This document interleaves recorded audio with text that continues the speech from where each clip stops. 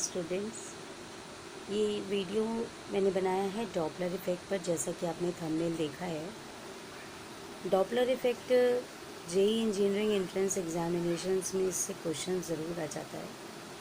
Doppler effect के साथ साथ बीट फ्रीक्वेंसी पे भी क्वेश्चन आता है, वो भी मैं बनाऊंगी। बहरहाल मैं अभी डॉपलर इफ़ेक्ट के बारे में बात कर रही हूँ, तो थोड़ा बिज़ी होने की वजह से डॉपलर इफ़ेक्ट मैंने टुकड़ों में बनाया है। इसके 3 पार्ट्स अपलोड किए हैं, आप तीनों भी देख सकते हैं। नहीं तो अगर आपको कोई एक भी वीडियो हाथ लग जाएगा तो आप शायद वहाँ से भी समझ जाएंगे। मेरी ये कोशिश है। डॉपलर इफ़ेक्ट एक्चुअली क्या होता है कि कभी कभी डॉपलर इफ़ेक्ट है क्या। डॉपलर ने ये देखा कि जैसे किसी चीज़ से कोई आवाज़ निकली, अब वो आवाज़ अपनी किसी फ्रीक्वेंसी से निकल रही है, लेकिन जब वो आवाज़ हम तक पहुंचती है तो कभी कभी वो आवाज़ हमको ज़ोर सुनाई देती है, और कभी कभी जो आवाज़ जिससे वो आवाज़ की जाती है उससे धीमी सुनाई देती है। तो उसमें अलग अलग कंडीशंस आ जाती हैं कि जैसे मान लीजिए कोई सायरन बज रहा है, कोई गाड़ी बजी सड़क पर, और गाड़ी किससे सायरन बजा और गाड़ी सड़क से दूर चली गई और हम वहीं सड़क पे खड़े हैं। तो जैसे जैसे गाड़ी दूर जाती है हमको उसकी आवाज़, सायरन उसका स्लो सुनाई देता है। इसी तरीके से हम कहीं मान लीजिए खड़े हुए हैं और कोई गाड़ी आ रही है, उसने वहाँ से हॉर्न बजाया और वो लगातार हमारी तरफ आ रही है और हॉर्न बजाती जा रही है, तो हमें उसकी हॉर्न की आवाज़ लगातार तेज़ होती सुनाई देगी। तो इस तरह से अलग अलग कंडीशंस होती हैं। या मान लीजिए कहीं पर कोई स्पीकर गाना बज रहा है, हम किसी फंक्शन में गए हैं और उस बारात में मान लीजिए उस फंक्शन में हम उस तरफ जा रहे हैं, तो जब हम उस तरफ जाते हैं तो हमको आवाज़ तेज़ सुनाई दे रही है, क्योंकि स्पीकर तो वहीं रखा है, लेकिन हम ऑब्जर्वर हैं, हम उस आवाज़ को सुन रहे हैं, हम उसकी तरफ जा रहे हैं तो हमको तेज़ आवाज़ सुनाई दे रही है। लेकिन जब उसी स्पीकर से हम दूसरी तरफ जा रहे हैं, मान लीजिए कहीं हम किसी पार्टी में गए और वहाँ गाना बज रहा है और वहाँ से हम पार्टी से बाहर की तरफ आ गए, तो धीरे धीरे हम देखेंगे कि वो गाना धीमे बजने शुरू हो जाता है, वो हमको धीमे सुनाई पड़ता है। लेकिन गाने की वहाँ पे स्पीकर की आवाज़ कोई धीमे और तेज़ नहीं होती, वो हमको अपेरेंट फ्रीक्वेंसी सुनाई देती है। तो मिस्टर डॉपलर ने ये सारे इफ़ेक्ट्स को एक साथ पिरो के एक इक्वेशन, एक फार्मूला फिज़िक्स में बनाया, जिसको डॉपलर इफ़ेक्ट के नाम से जाना जाता है। और ये साउंड चैप्टर में वेव्स और ऑसिलेशन में क्लास 11th में हमें पढ़ाया जाता है। तो अक्सर कई बार क्या होता है कि कोर्स इतना ज़्यादा होता है कि ये टॉपिक रह जाता है, और जबकि ये टॉपिक बहुत इम्पोर्टेंट है। इंजीनियरिंग, आईआईटी, जेईई, कोई भी आप कंपटीशन दीजिए तो अक्सर डॉपलर इफ़ेक्ट के क्वेश्चन आ जाता है। तो मैंने इसमें 3-4 क्वेश्चंस लिए हैं। मतलब क्वेश्चन तो मैं बहुत सारे ले सकती हूँ, लेकिन ज़्यादा से मतलब नहीं है। अगर आप 2-3 क्वेश्चन को भी अच्छे से समझ के बेस समझ जाएंगे तो आप कोई भी क्वेश्चन डॉपलर इफ़ेक्ट का लगा सकते हैं। तो 2-3 वीडियो और बनाए हैं इसी डॉपलर इफ़ेक्ट को, फॉर्मूले को याद करने के, समझाने के। तो वो लिंक इसी में मैं बाद में पेस्ट करूँगी डिस्क्रिप्शन बॉक्स में, आप वहाँ से लिंक से जा सकते हैं और उस वीडियो को अपना बेसिक भी क्लियर कर सकते हैं। और इस वाले वीडियो में मैंने कुछ प्रीवियस ईयर्स के क्वेश्चन लिए हैं। नंबर ऑफ़ क्वेश्चंस बहुत ज़्यादा नहीं है, नहीं तो बहुत लंबा वीडियो होता है, आप लोग थक जाते हैं। इसमें एक मेन बात बता दें, जब भी आप इस न्यूमेरिकल को सॉल्व करिए तो आपका इसमें एक ऑब्ज़र्वर होता है और एक सोर्स होता है। जो साउंड प्रोड्यूस करता है उसको सोर्स कहते हैं, और जो साउंड सुनता है वो ऑब्ज़र्वर होता है। तो जो साउंड प्रोड्यूस करता है उसको हमने क्या बताया कि वो सोर्स है। तो वो जिस फ्रीक्वेंसी से साउंड को प्रोड्यूस करेगा वो नेचुरल फ्रीक्वेंसी होती है, उसको एन या एफ से डिनोट करते हैं। और जो साउंड हमको सुनाई देती है उस ऑब्ज़र्वर को थोड़ी दूर जाने पर, या मान लीजिए उस ऑब्ज़र्वर को जो साउंड सुनाई देती है तो उसे हम ऑब्ज़र्वर की फ्रीक्वेंसी कहते हैं, उसको कहा जाता है अपेरेंट फ्रीक्वेंसी। इसको फॉर्मूले में एन डैश या एफ डैश से लिखा जाता है। इसके बाद इसके फॉर्मूले में आपको वेलोसिटी की ज़रूरत होती है कि आपका वो जो ऑब्ज़र्वर है और जो लिसनर है वो मूव कर रहा है या नहीं मूव कर रहा। तो जो ऑब्ज़र्वर मूव करेगा तो इसकी वेलोसिटी आपकी वी ओ हो जाएगी, ऑब्ज़र्वर से ओ। और जो सोर्स है उसको मैंने वी एस लिया हुआ है। लेकिन अगर मान लीजिए कहीं पर सोर्स या ऑब्ज़र्वर रेस्ट पोजीशन पर है, यानी वो नहीं चल रहा है, वो रुका हुआ है, तो वहाँ पर उसकी वेलोसिटी को v बराबर 0 ले लेते हैं। और यहाँ पर एक टर्म और आया है केवल v। तो केवल वी क्या है कि जैसे जब हवा में आवाज़ यहाँ से वहाँ जा रही है, हॉर्न ब्लो हो रहा है, तो वो velocity of sound in air हो जाता है। तो वो क्वेश्चन में दिया होगा, कभी कभी 332 दिया रहता है, कभी 330 दिया रहता है, कुछ भी दिया रहता है। इसी तरह वाटर में अगर साउंड है तो वो 1500 मीटर पर सेकेंड के आसपास होता है, या 1450 मीटर पर सेकेंड के आसपास होता है, वो आपको क्वेश्चन में दिया रहेगा। एक चीज़ और है, जब भी कभी वेलोसिटी ऑफ ऑब्जर्वर या वेलोसिटी ऑफ लिसनर दिया हो तो आप ध्यान रखिएगा कि उसकी वेलोसिटी मीटर पर सेकेंड में कन्वर्ट कर लीजिएगा, अगर किलोमीटर पर आवर में है, नहीं तो आपका क्वेश्चन गलत हो जाएगा। मीटर पर सेकेंड में कन्वर्ट करना आपको आता होगा, 5/18 से आप मल्टीप्लाई कर लीजिएगा। दूसरी चीज़, फ्रीक्वेंसी पे भी ध्यान दीजिएगा, वो किलो हर्ट्ज़ गीगा हर्ट्ज़ में नहीं होनी चाहिए। उसको 10⁻³ से मल्टीप्लाई करोगे तो किलो हर्ट्ज़ चेंज हो जाएगी, गीगा हर्ट्ज़ होगी तो 10⁻6 से मल्टीप्लाई करिएगा। और अगर हर्ट्ज़ है तो आप उसको एज इट इज़ यूज़ करिएगा। तो यानी जब आप इस क्वेश्चन की न्यूमेरिकल सॉल्व करिएगा तो जो फ्रीक्वेंसी है वो हर्ट्ज़ में रखिएगा और जो वेलोसिटी है वो मीटर पर सेकेंड में, तो आपका न्यूमेरिकल कभी गलत नहीं होगा। बहुत बड़ा लेक्चर दे दिया मैंने, आप वीडियो देखिए। तो बात करनी भी आपसे ज़रूरी थी, तो ठीक है, आप वीडियो देखिए, पसंद आएगा तो लाइक कीजिएगा। Thank you. ये वीडियो में मैंने डॉपलर इफ़ेक्ट के क्वेश्चंस लिए हैं जो कि आईआईटी इंजीनियरिंग में आते हैं, और कुछ क्वेश्चन समझाए हैं जिसकी वजह से मैं कोशिश करूँगी कि आपको समझ में आए। अगर आपको डॉपलर इफ़ेक्ट का बेसिक समझना है तो डॉपलर इफ़ेक्ट के वीडियोस का डिस्क्रिप्शन बॉक्स में लिंक है, बेस उसका क्या है वो आप देख सकते हो उस लिंक को क्लिक करके। मैं एक के बाद एक क्वेश्चंस ले रही हूँ।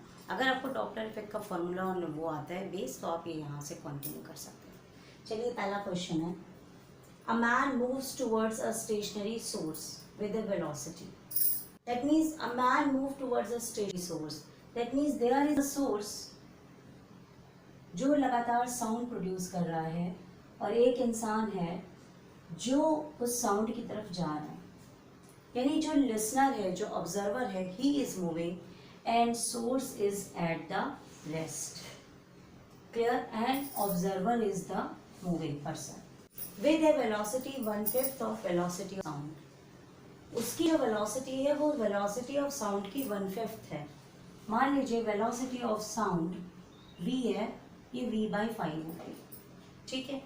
What is the percentage increase in apparent frequency? हमें अपरेंट फ्रीक्वेंसी में क्या चेंजेस हो रहे हैं उसकी परसेंटेज सॉल्व करनी है। हमारा डॉपलर इफेक्ट का जो फॉर्मूला होता है वो होता है n-n v-v0 over v-vs। N dash apparent frequency होती है। अगर आपको ये नहीं समझ आ रहा तो प्लीज़ आप पहले डिस्क्रिप्शन बॉक्स में जाइए, बेस वाला वीडियो पहले पूरा देख लीजिए, उसके बाद इसे कंटिन्यू करिए। इस वीडियो में मैं वापस बेस बताऊंगी तो इसमें टाइम वेस्ट हो जाएगा। हम सीधे क्वेश्चंस पे आ गए। चलिए, ये आपकी अपरेंट फ्रीक्वेंसी है कि ये वो फ्रीक्वेंसी है जिससे ऑब्जर्वर उस साउंड को सुनेगा, और ये नेचुरल फ्रीक्वेंसी होगी जो ये सोर्स प्रोड्यूस कर रहा है। ये जो वेलोसिटी ऑफ साउंड है वो ये v है, v/5। क्लियर? सो हियर ये हमारा फॉर्मूला हो जाएगा n-n v माइनस ये ऑब्जर्वर की वेलोसिटी v/5 एंड v और सोर्स की वेलोसिटी 0 है, दैट इज 0। क्लियर? और यहाँ हमारे पास कुछ भी डेटा नहीं है, तब भी हमें उसकी कोई ज़रूरत नहीं है। अब देखिए हम किस तरीके से।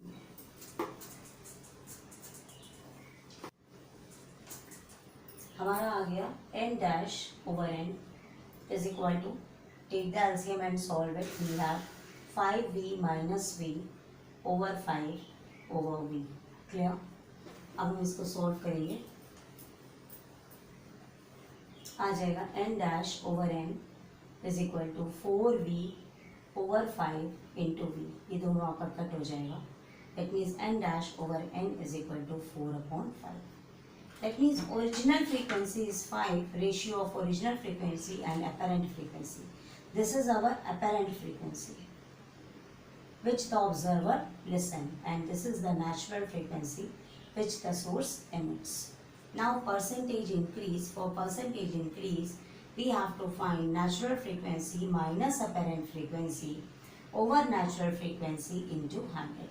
This is the formula from which we can find the percentage increase. Clear? So we have In place of n we have 5 minus 4 over 5 into 100. So we have 1 upon 5 into 100. That is, there is increment of 20%. Clear? So next question, you just note it down.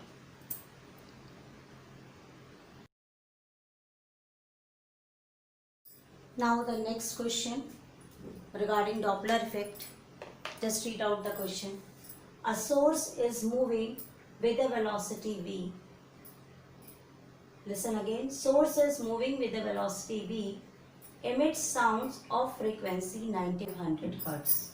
That means there is a source moving with velocity v and emits the natural frequency of 9500 Hz. Velocity of sound in air is 300 meter per second. That means velocity of sound in air is 300 meter per second. This is the source and this is the observer. If a man is at rest, that means observer, the velocity of observer is 0 because it is at the rest. Can hear frequencies up to maximum of 10,000 Hz. That means apparent frequency is also given and it is 10,000 Hz. Find the velocity of source, and we have to find the velocity of the source with which it is moving. I think it's simple to you now.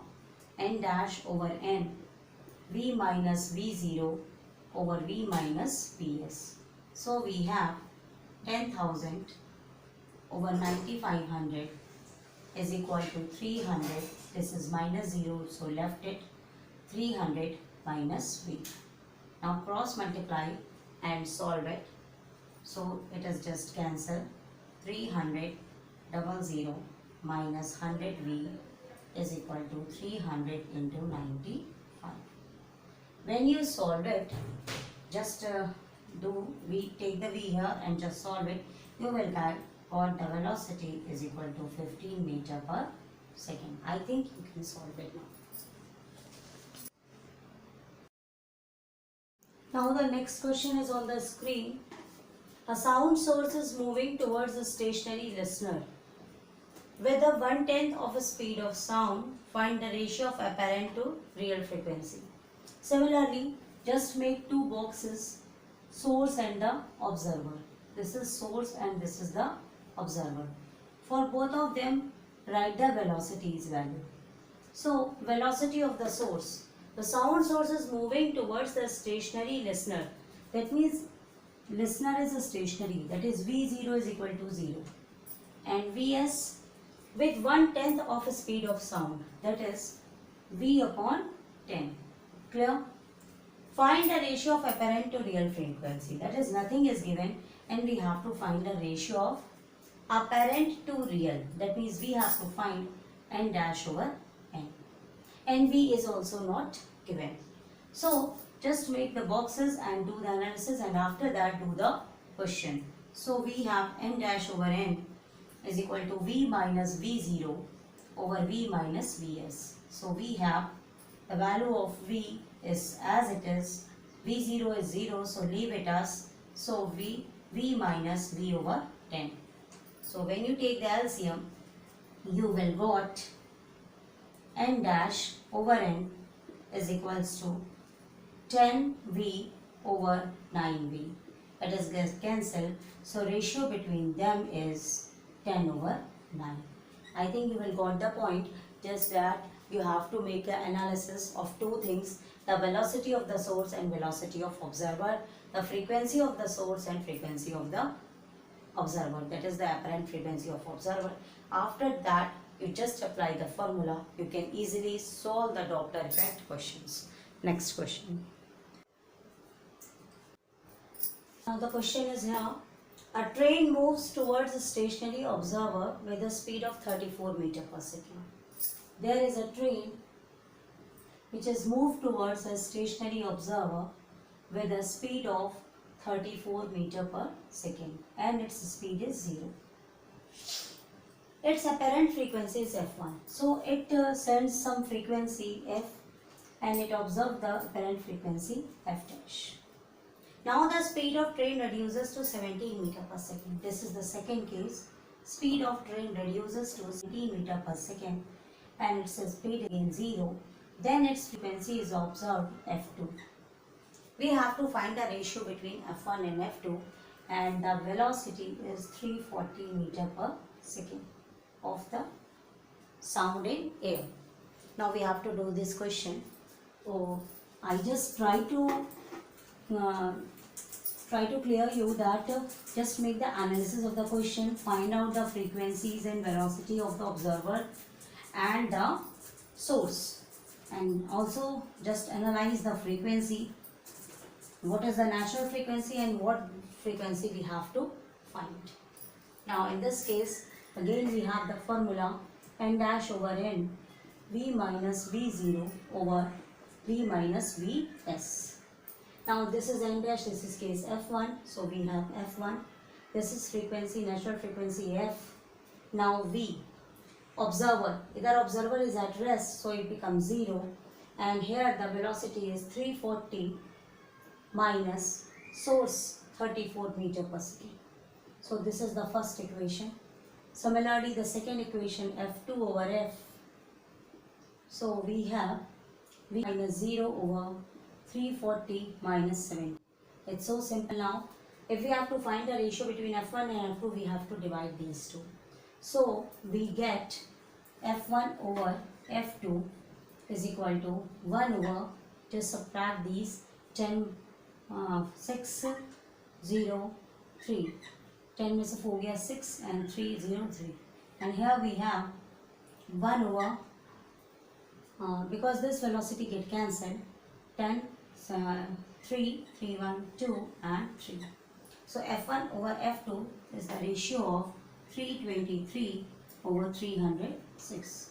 Now divide it, I think it is approximately 19 by 18. So when you solve this, you can solve it by taking the LCM, you can easily get the answer. And how will you do it in your competition, I am going to tell you. So just take the HCF of these two. You can easily got 323 and 306. This is 1, 306.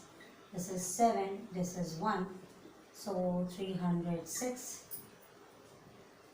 7, 1s are 17, this is 3, 136, 7 8s are 56, so 17. When we divide it by 17, here we get 19 and here we get 18. So in this way you can reduce it in the simplest form.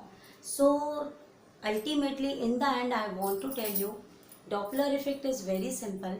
You have to just find out the velocity of observer, velocity of the listener, who is the observer and who is the source, and the frequency by which it radiates is the natural frequency, and apparent frequency is the f dash, which is observed by the observer.